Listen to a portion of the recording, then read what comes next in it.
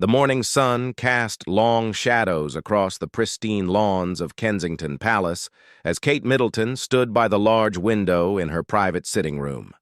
Her hands trembled slightly as she held the delicate china teacup, steam rising from the Earl Grey tea that had grown cold minutes ago. The weight of the decision that lay before her felt heavier than any crown she might one day wear. 3 months earlier, Kate had received news that would change everything. During a routine medical examination, doctors discovered an aggressive form of cancer that required immediate and intensive treatment. The diagnosis came like a thunderbolt on a clear day, shattering the carefully constructed world of royal duties, public appearances, and the quiet moments of happiness she shared with William and their children. Dr. Sarah Matthews, the royal physician, had delivered the news with the gentle professionalism that came from years of treating the royal family. Kate remembered every word of that conversation, how the sterile hospital room seemed to close in around her as the doctor explained the treatment options, the timeline, and the difficult decisions that lay ahead. "Your Royal Highness," Dr. Matthews had said, her voice soft but steady, "the treatment will require your complete focus and strength. It's going to be a challenging journey, but we have every reason to be optimistic about your recovery." That evening, Kate had sat with William in their private quarters at Adelaide Cottage, the weight of unspoken fears hanging between them like a heavy curtain.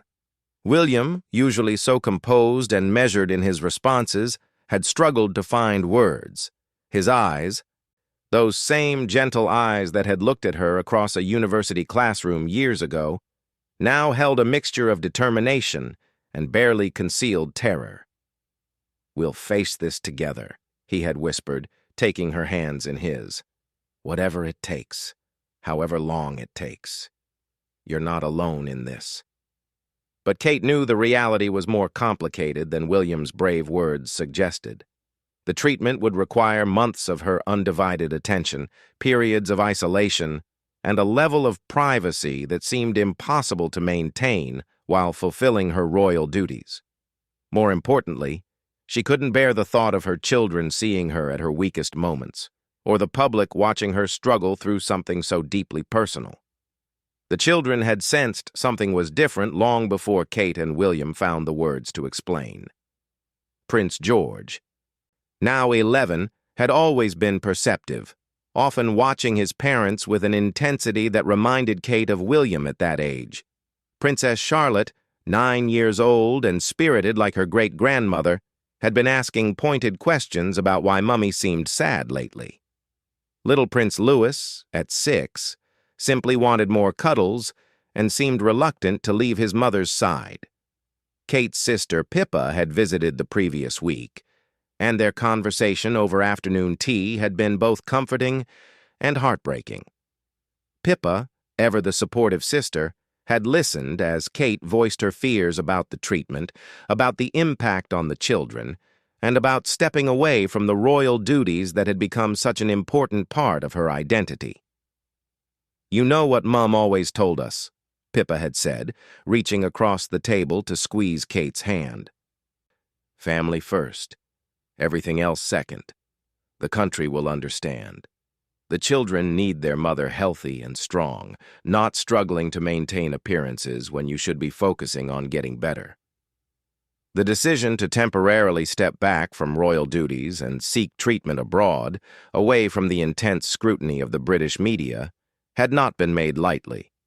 Kate and William had spent countless nights discussing the options, weighing the benefits of privacy against the difficulty of being separated from their support system at home. They had chosen a specialized treatment center in Switzerland, known for its innovative approaches to cancer care and its absolute discretion regarding high-profile patients. The facility, nestled in the Swiss Alps, offered the kind of privacy that would be impossible to find anywhere in the United Kingdom. It was a place where Kate could focus entirely on her recovery without worrying about photographers hiding in bushes or speculation in the tabloids about her condition. The hardest part had been telling the children. William and Kate had chosen a quiet Sunday afternoon. gathering all three children in the sitting room where they often spent family time together. Kate had practiced the words dozens of times, but when the moment came, her carefully planned speech dissolved into simple, honest truth. "Mummy needs to go away for a little while to get some medicine that will make her better," she had explained, pulling Charlotte onto her lap while George and Louis pressed close to her sides. "It's not because I want to leave you, but because I need to get strong and healthy so I can be the best mummy I can be for you." The questions that followed had been both heartbreaking and beautiful in their innocence. Louis wanted to know if he could come too. Charlotte asked if the medicine would taste yucky like the cough syrup she hated. George, trying to be brave like his father, had simply nodded and asked how long she would be gone. "I don't know exactly," Kate had admitted, hating that she couldn't give them a definite answer. "But Daddy will take very good care of you, and I'll call you every single day.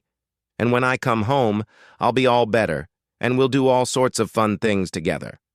The arrangements for Kate's departure had been handled with the utmost secrecy by a small, trusted team within the royal household.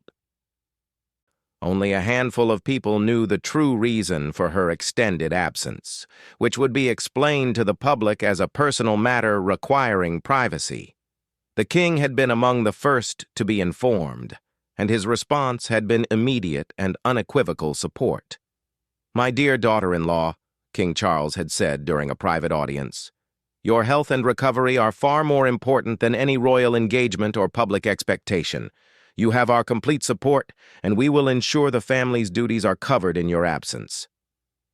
The queen consort, Camilla, had been equally supportive, sharing her own experiences with health challenges and offering practical advice about maintaining privacy while dealing with a serious illness.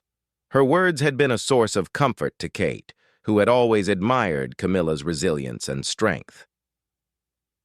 As the departure date approached, Kate found herself torn between relief at the prospect of focusing entirely on her recovery and heartbreak at leaving her family behind.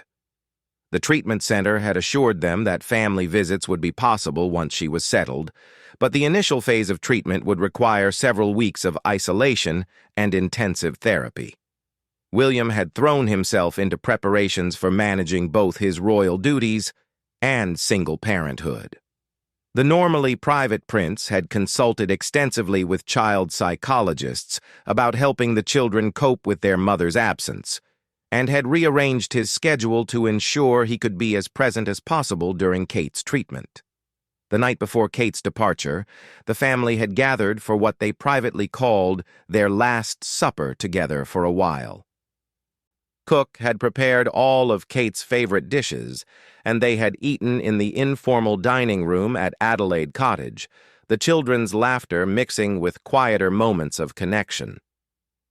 After the children were in bed, Kate and William had walked through their garden, the same garden where they had played with the children countless times, where they had hosted barbecues for friends, where they had found moments of normalcy despite their extraordinary circumstances. "I keep thinking about all the moments I'm going to miss," Kate had confided as they paused by the swing set that William had installed himself. "Louis losing teeth, Charlotte's school play, George's football matches. What if something important happens while I'm gone?" William had stopped walking and turned to face her, his hands gentle on her shoulders. "Then we'll celebrate together when you come home. The children will tell you every detail, probably multiple times, and I'll video call you for everything important. You're not going to miss their childhood, Kate. You're fighting to be there for all of it." The morning of departure arrived gray and drizzly, typical English weather that seemed to match the somber mood in the household. Kate's suitcase was modest, packed with comfortable clothes and a few precious items from home, including a photo of the family from their last vacation and a small stuffed rabbit that Louis had insisted she take for comfort. The children's goodbyes had been carefully orchestrated to avoid overwhelming emotion, but there was no hiding the tears in George's eyes as he hugged his mother tightly. or the way Charlotte clung to Kate's neck, whispering promises to be good while she was away. Louis had presented his mother with a drawing he had made of their family, complete with stick figures and a house with too many windows, and a son with an impossibly large smile. "Keep this with you, Mummy," he had said solemnly, "so you remember we're always thinking about you." As Kate settled into the private car that would take her to the airfield, where a discreet aircraft waited, she clutched Louis's drawing and looked back at Adelaide Cottage one more time. William stood in the doorway with their 3 children, all of them waving despite their tears. The image burned itself into her memory, a reminder of everything she was fighting to return to. The journey to Switzerland passed in a blur of countryside and clouds, Kate's mind alternating between anxiety about the treatment ahead and desperate longing for the family she was leaving behind. The treatment center had sent a liaison to accompany her, a kind woman named Dr. Elizabeth Foster, who specialized in helping patients adjust to intensive treatment programs. "It's natural to feel torn," Dr. Foster had said gently as they flew over the English Channel. "Leaving family is never easy, but you're making this sacrifice so you can return to them healthy and whole. That's not selfish. It's one of the most loving things a mother can do." The Swiss Alps came into view as they began their descent, snow-capped peaks rising majestically against a brilliant blue sky. The treatment center was located in a valley between 2 mountains, its modern buildings designed to blend harmoniously with the natural landscape. From the air, it looked more like a luxury resort than a medical facility, which Kate supposed was part of its appeal to patients seeking privacy. Dr. Andreas Weber, the center's director, met Kate personally upon her arrival. A distinguished man in his 60s with kind eyes behind wire-rimmed glasses, he had treated members of several royal families and understood the unique pressures that came with public life and serious illness. "Welcome, Your Royal Highness," he said warmly. "I want to assure you that your privacy is our absolute priority here. Our staff has signed the strictest confidentiality agreements, and our facility is completely secure from outside interference. Your only job while you're here is to focus on getting better." Kate's accommodations were in a private wing of the facility, with large windows overlooking a pristine mountain lake and comfortable furnishings that managed to feel both luxurious and homey. The suite included a sitting room where she could video call her family, a bedroom with a bed that could be adjusted for treatment days when she might not feel well, and a small kitchenette stocked with British teas and other comforts from home. The treatment plan was aggressive, but carefully designed to maximize effectiveness while minimizing impact on Kate's long-term health. Dr. Weber explained that while the coming months would be challenging, the combination of advanced therapies available at the center offered excellent prospects for complete recovery. That first evening in Switzerland, as Kate unpacked her few belongings and arranged Louis's drawing on the bedside table, she felt the full weight of her decision. The silence in her room was profound after years of life filled with the constant chatter of children, the bustle of royal engagements, and the comforting presence of William beside her. She had just finished settling in when her phone rang with the promised first call from home. William's face appeared on the screen, tired but smiling, with all 3 children crowding around him to wave at their mother. "Mommy!" Charlotte exclaimed, pressing her face close to the camera. "Did you see any snow? Is your room nice? Do you miss us already?" "I miss you terribly already," Kate replied honestly, her heart aching at the sight of their beloved faces. "But my room is lovely, and yes, there's snow on the mountains. I can see a beautiful lake from my window." George, ever practical, wanted to know about the hospital and whether the doctors seemed nice. Louis held up another drawing he had made since she left, this one featuring what appeared to be an airplane carrying a stick figure with long brown hair. "That's you flying to get better," he explained seriously. "And see, I drew a rainbow, so you know we're thinking happy thoughts about you." After they said goodnight and the call ended, Kate sat in the gathering dusk looking out at the lake, which reflected the last light of day like a mirror.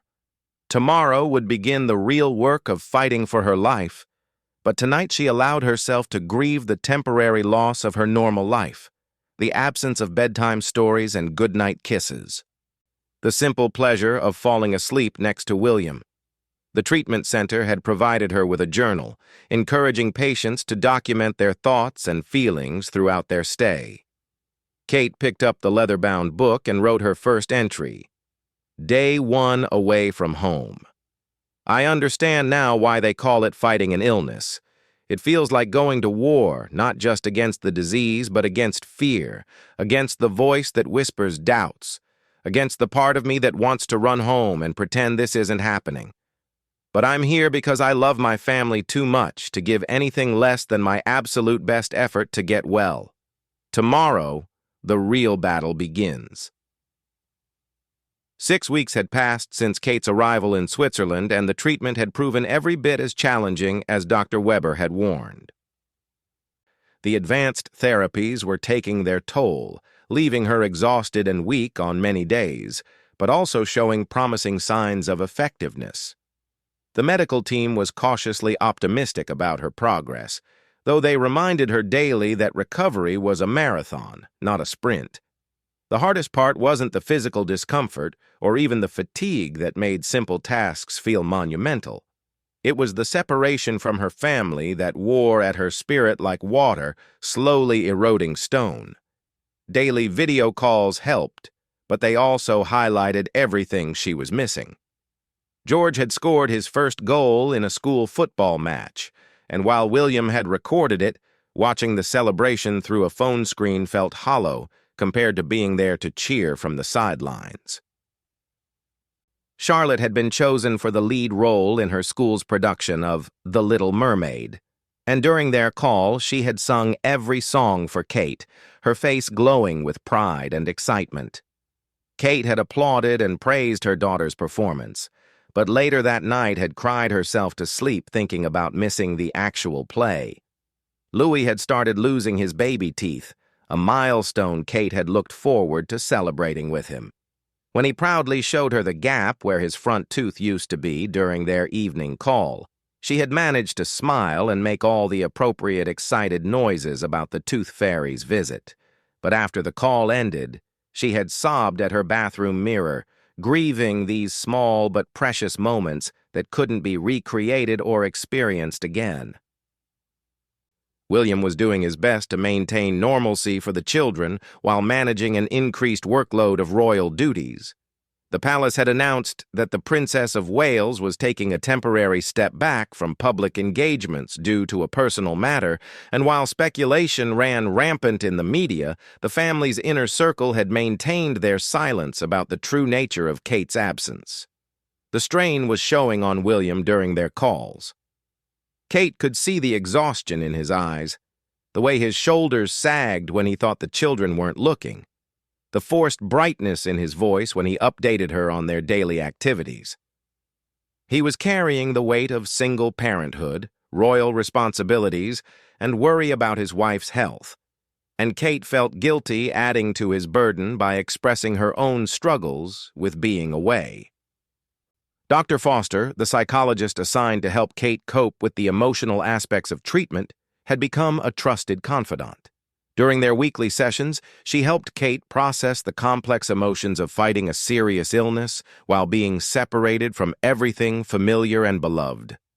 Guilt is one of the most common emotions we see in patients who are parents, Dr. Foster explained during one of their sessions. You feel guilty for being sick, guilty for needing treatment that takes you away from your family, guilty when you have moments of feeling sorry for yourself. But guilt serves no purpose in healing. What serves healing is self-compassion and focus on recovery. Kate had been working on following that advice, but some days it felt impossible. The treatment center encouraged family visits after the initial intensive phase, and they had planned for William and the children to come for a long weekend. Kate had been counting down the days like a child anticipating Christmas, but 2 days before their planned arrival, Louis came down with chicken pox. The disappointment had been crushing for everyone. The children couldn't travel while Louis was contagious, and Kate couldn't risk exposure to any illness while her immune system was compromised by treatment. Through tears during their video call, Charlotte had held up get-well cards she and her brothers had made for Louis, but Kate could see the disappointment in all their faces. "It's not fair," Charlotte had declared with 9-year-old indignation. "Louis gets sick, so we can't see Mummy, and she's already sick, which is why she can't come home. Nothing about this is fair." William had tried to comfort her, but Kate could see him struggling with his own disappointment. They had rescheduled the visit for 2 weeks later, but Kate knew that the uncertainty of illness and treatment meant even that plan wasn't guaranteed. The days following the canceled visit had been Kate's lowest point since arriving in Switzerland. She had gone through the motions of treatment and therapy, but her heart felt heavy with longing and frustration. Dr. Weber had noticed her emotional state during his daily rounds and had made time for an extended conversation about the psychological challenges of extended treatment. "I've treated many patients over the years who were separated from their families during critical times," he had told her, settling into the chair beside her bed. "What I've learned is that the love between family members doesn't diminish with distance, but it can feel different when expressed through screens and phone calls instead of hugs and presence." He had paused, looking out at the snow-covered mountains visible from her window. "But I've also learned that the anticipation of reunion can be a powerful healing force. Every day you're here, fighting to get better, you're moving closer to the moment when you can hold your children again, when you can be present for all those small daily moments that make up a life together." That conversation had marked a turning point in Kate's emotional journey. She began to reframe her time in Switzerland, not as exile from her family, but as an investment in their future together. She started participating more actively in the recreational therapy programs offered by the center, including art therapy sessions that helped her process her emotions creatively. The art therapy had been Dr. Foster's suggestion, and initially Kate had been skeptical. She had never considered herself particularly artistic, but the therapist, a gentlewoman named Maria, had explained that the goal wasn't to create masterpieces, but to express feelings that might be difficult to put into words. Kate found herself drawn to watercolors, something about the fluid, unpredictable nature of the medium appealing to her current state of mind. Her first attempts had been simple landscapes inspired by the view from her window, but gradually she began incorporating elements that represented her family. A small cottage that looked remarkably like Adelaide Cottage appeared in several paintings, always with warm light glowing from the windows. One painting that particularly moved Maria showed a bird in flight over a lake, with 3 smaller birds visible in the distance. Kate hadn't planned the symbolism, but when she stepped back from the canvas, the meaning was clear. She was the bird in flight, temporarily separated but still connected to her young ones, still part of the same sky. These paintings became a way for Kate to feel connected to home. She would work on them during the quiet afternoon hours when treatments left her too tired for video calls, but too emotionally charged for sleep. The process was meditative, allowing her mind to wander to memories of family times, while her hands moved the brush across paper. William had noticed the change in Kate's demeanor during their calls. While she was still obviously homesick and occasionally emotional, there was a renewed sense of purpose in her voice, a determination that hadn't been there during her lowest days. "You sound stronger," he told her during one of their evening conversations, after the children had gone to bed and they could talk more freely. "Not just physically, though I can see that too. You sound more like yourself again." Kate had smiled, glancing at her latest painting drying on the easel by the window. "I think I'm learning to be myself in a different context. I'm still Mummy and your wife, But I'm also a woman fighting to get healthy. Those identities don't have to be in conflict with each other. The medical news had been increasingly positive. Her latest scans showed that the treatment was working better than even the optimistic projections had suggested. Dr. Weber was cautiously hopeful that they might be able to move to the maintenance phase of treatment earlier than originally planned, which would mean Kate could return home while continuing outpatient care. But with the good news came new anxieties. Kate found herself worried about readjusting to life at home, about whether the children had changed too much during her absence, about whether she had changed too much. The woman who would return to England would be different from the one who had left, shaped by months of solitude, introspection, and confronting her own mortality. Dr. Foster assured her that these concerns were normal and healthy. "You've been through a profound experience," she explained.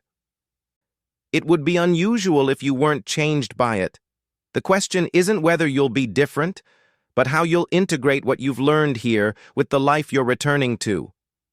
Kate had been thinking about that integration constantly. She had decided that she wanted to be more present with her family when she returned, more intentional about the time they spent together. The months of separation had taught her the precious nature of ordinary moments, the gift of being able to tuck her children into bed or share a quiet cup of tea with William. She had also been thinking about how her experience might be used to help others facing similar challenges. The isolation she had felt during treatment had given her new empathy for anyone dealing with serious illness away from their support systems. She had begun drafting letters to Dr. Weber about possibly supporting programs that would help other patients maintain family connections during extended treatments. The rescheduled family visit was finally confirmed for the following weekend, and Kate's excitement was palpable to everyone around her. She had been working with the center's staff to plan activities that would be manageable for her current energy levels while still being special for the children. They had arranged for a private sledding area near the facility, and the center's chef had agreed to prepare a traditional English roast dinner for the family. Kate spent hours that week writing letters to each of her children, pouring out all the love and pride she had been storing up during their separation. She wanted to have tangible expressions of her feelings to give them during their visit, something they could hold on to when she had to say goodbye again. The letter to George spoke of how proud she was of his growing maturity and the way he had been helping take care of his younger siblings. She wrote about watching his football goal video dozens of times, about how she had cheered alone in her room in Switzerland, wishing she could have been there but so proud of his dedication and skill. Charlotte's letter was filled with praise for her singing and acting, but also acknowledgement of how hard it must be to have Mummy miss such important events. Kate promised that when she came home, they would have their own private performance where Charlotte could sing every song and Kate would be the most enthusiastic audience in the world. For Louis, she drew pictures alongside her words, knowing that at 6 years old, visual representations would be as important as the text. She drew pictures of herself watching over him even when she was far away, of the tooth fairy who had visited while she was gone, of all the adventures they would have when she returned home healthy and strong. The night before the family's arrival, Kate could barely sleep. She had been counting down to this moment for months, and now that it was finally here, she was nervous as well as excited. What if the children had grown too used to life without her? What if the awkwardness of the medical setting made the visit feel stilted rather than joyful? But when William appeared in the doorway of the center's family room the next morning, with 3 children bursting with excitement behind him, all of Kate's worries evaporated. Louis broke free from his father's hand and ran straight to his mother, launching himself into her arms with the complete trust of a child who had never doubted that his mummy would be there to catch him. Charlotte was right behind him, chattering a mile a minute about school and friends and all the things she had been saving up to tell her mother in person. George hung back for a moment, suddenly shy after so many months of separation, but when Kate opened her free arm to him, He melted into the family embrace with relief, written all over his face. William stood in the doorway for a moment, watching his family reunite, his eyes bright with unshed tears. When Kate looked up at him over the children's heads, the love and relief in his expression took her breath away. They had made it through the worst part. They were together again, even if only temporarily, and the future they had been fighting for was finally within reach. The 3 days of the family visit passed like a beautiful dream that Kate desperately wanted to make last forever. Every moment felt precious and weighted with meaning. Simple activities like reading bedtime stories, sharing meals, and listening to the children's chatter about school and friends took on an almost sacred quality after months of separation. The sledding expedition had been a particular success. Louis had been initially nervous about the snowy slopes, but with his mother finally there to encourage him, he had gained confidence quickly. Kate had watched from a sheltered area, not quite strong enough yet for the physical activity, but able to cheer and applaud as William helped their youngest navigate his first real sledding adventure. Charlotte had been fearless on the slopes, her natural athleticism and adventurous spirit serving her well. She had insisted on pulling the sled back up the hill herself each time, determined to show her mother how strong and independent she had become during her absence. Kate's heart had swelled with pride and ached with loss simultaneously, seeing how much her daughter had grown in just a few months. George, ever the protective older brother, had appointed himself the family's safety officer, carefully checking each sled before anyone used it, and warning Louis about ice patches and steep sections. Watching him take on this responsible role reminded Kate of William at that age, already showing signs of the future leader he would become. The evening conversations had been the most precious time. With the children finally asleep in the adjoining family suite, Kate and William had been able to talk honestly about the challenges of the past months. William had confided his struggles with balancing royal duties and single parenthood, admitting there had been days when he felt completely overwhelmed.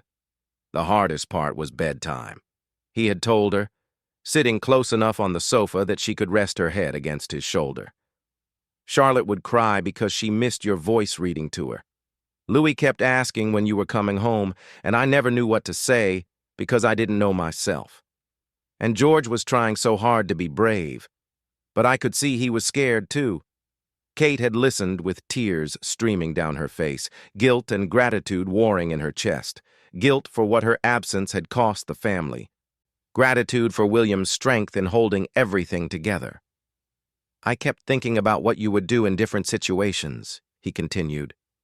When Charlotte had a nightmare, when Louis fell off his bike and scraped his knee when George was nervous about a test at school.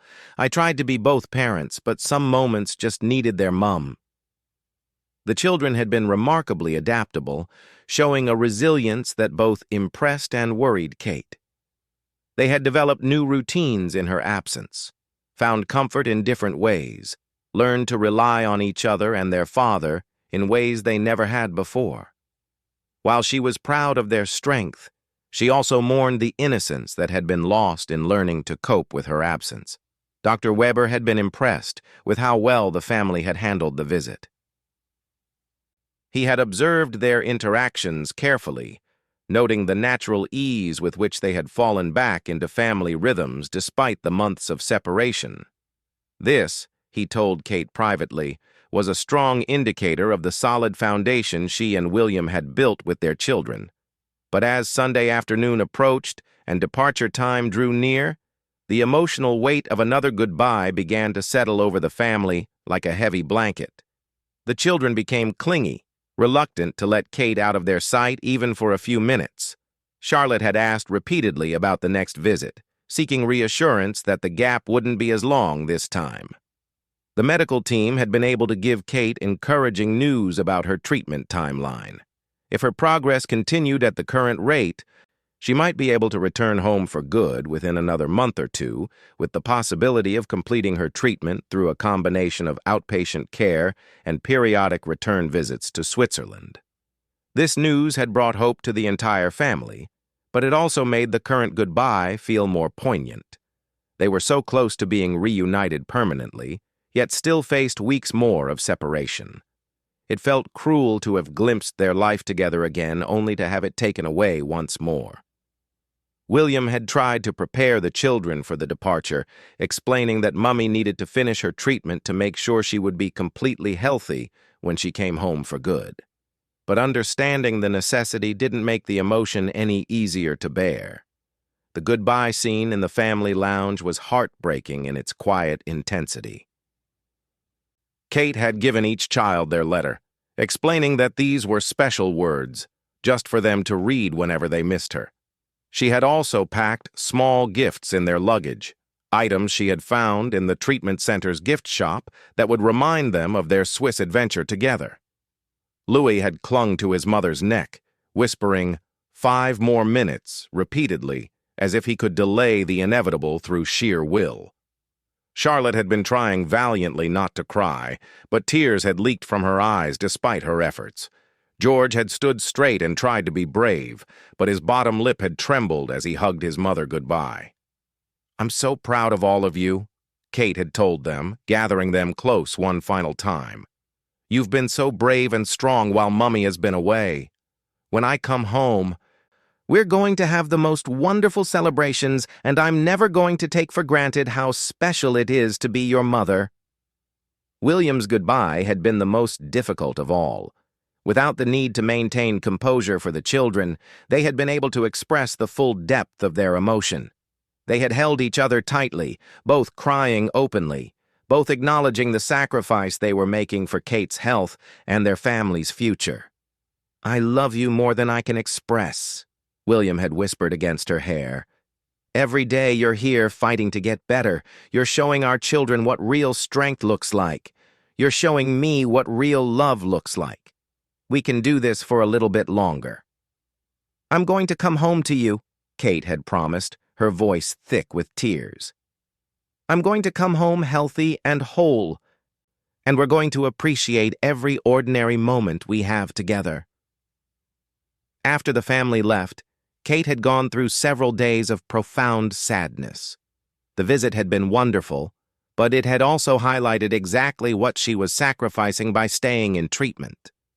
The contrast between the joy of being with her family and the loneliness of their absence felt starker than ever.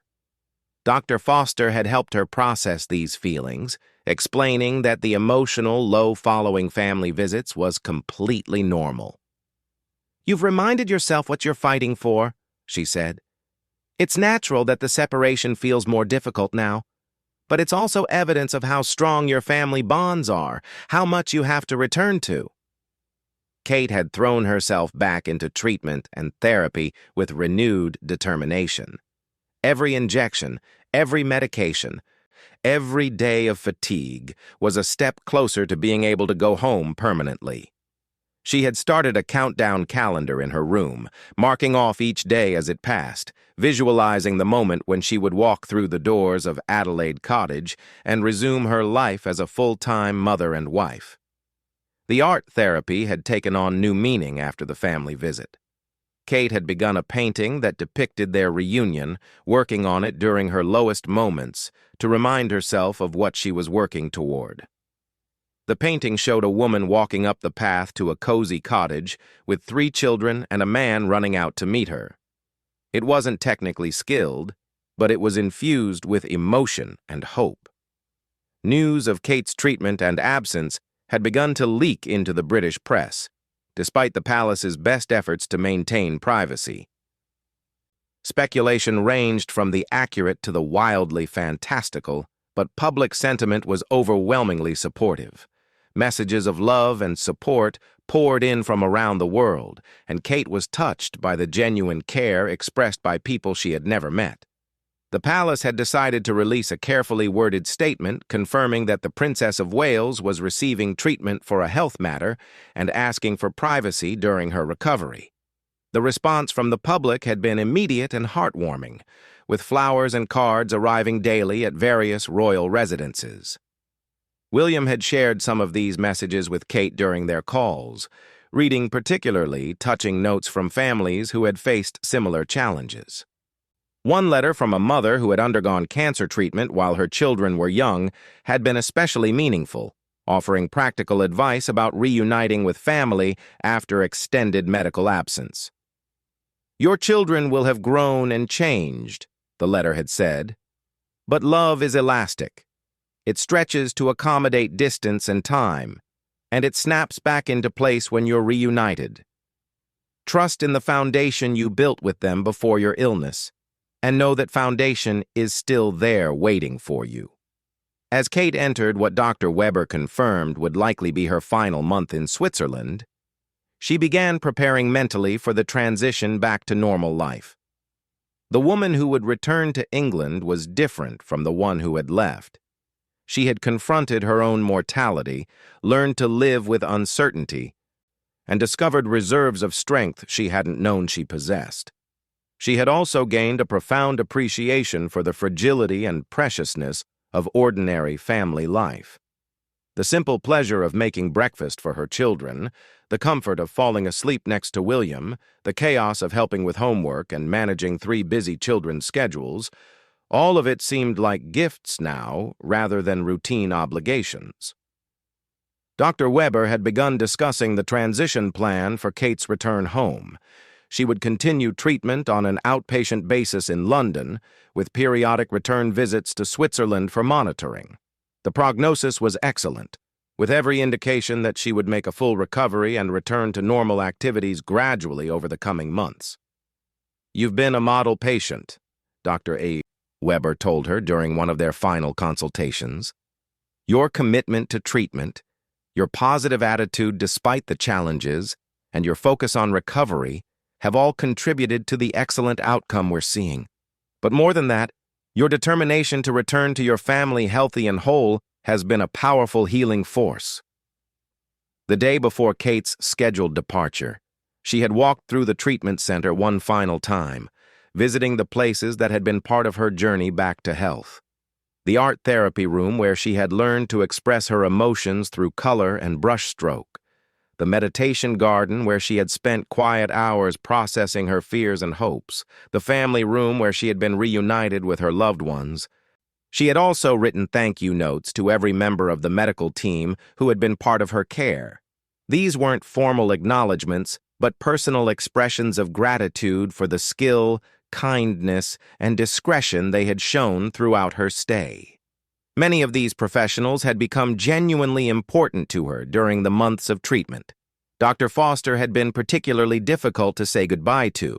The psychologist had helped Kate navigate some of the most challenging emotional terrain of her life, and their weekly sessions had been crucial to maintaining her mental health during the physical demands of treatment. "You're returning to your family as a whole person," Dr. Foster told her during their final session, "not just physically healed, but emotionally integrated. You've learned things about yourself and about what matters most in life that will serve you well in the years ahead. Your family is getting back not just a healthy wife and mother, but a stronger one." The night before departure, Kate had sat by her window looking out at the Swiss lake one final time. The mountains that had seemed so imposing when she first arrived now felt like old friends. This place had been both a refuge and a prison, a place of healing and a place of separation. She would always be grateful for what it had given her, even as she was eager to leave it behind. Her bags were packed with more than just clothes and personal items. She was taking home paintings that documented her emotional journey, letters from supporters around the world, and most importantly, a renewed appreciation for the life she would be returning to. The woman boarding the plane back to England was ready to embrace her roles as wife, mother, and future queen with a depth of gratitude she had never possessed before. As the plane lifted off from Swiss soil, Kate felt a complex mixture of emotions: relief at finally going home, gratitude for the treatment that had saved her life, excitement about reuniting with her family, and underneath it all, a profound sense of having been changed by the experience in ways that would continue to reveal themselves in the months and years ahead. The journey home felt both eternal and instantaneous. Every mile brought her closer to the life she had been fighting to return to, the family she had been separated from, the future she had thought might be lost forever. When the plane finally touched down on English soil, Kate felt tears of joy streaming down her face. William was waiting for her at the private airfield, alone this time, as they had decided the children should be at school for this initial return. The plan was for Kate to have a quiet day to readjust before the full family reunion that evening. But seeing William's face as she descended from the plane, seeing the relief and love and welcome in his expression, Kate knew that the hardest part of their journey was finally behind them. As he wrapped her in his arms on the tarmac, both of them crying openly, Kate whispered the words she had been saving for this moment. "I'm home, I'm healthy, and I'm never leaving you again." The road ahead would still have challenges, follow-up treatments, gradual return to royal duties, helping the children process the experience they had all been through. But they would face those challenges together, as a family reunited and made stronger by the test they had endured. That evening, when the children tumbled through the doors of Adelaide Cottage to find their mother waiting in the sitting room, the joy was pure and complete. Louis launched himself into her arms just as he had in Switzerland, but this time there was no countdown to goodbye. Charlotte sang her entire repertoire of songs from The Little Mermaid, and this time Kate was the only audience that mattered. George showed her every football medal he had earned in her absence, and Kate admired each one with the enthusiasm of a mother who knew how precious these moments truly were. As she tucked each child into their own beds that night in their own home, Kate felt a contentment deeper than any she had experienced before her illness. The familiar routine that had once seemed ordinary now felt miraculous. The sound of William moving around downstairs, cleaning up from dinner, was the most beautiful music she had ever heard. When she finally climbed into her own bed beside her husband in their own bedroom, Kate reflected on the journey that had brought them to this moment. The fear, the separation, the uncertainty, the gradual healing, and finally this sweet return to the life she had almost lost. "Thank you," she whispered to William as he held her close. "For what?" he asked. "For holding everything together while I fell apart. For believing I would come home. For keeping our family safe while I learned how to be brave." "You were brave from the very first day," William replied, kissing the top of her head. "You were brave enough to go away so you could come back to us whole.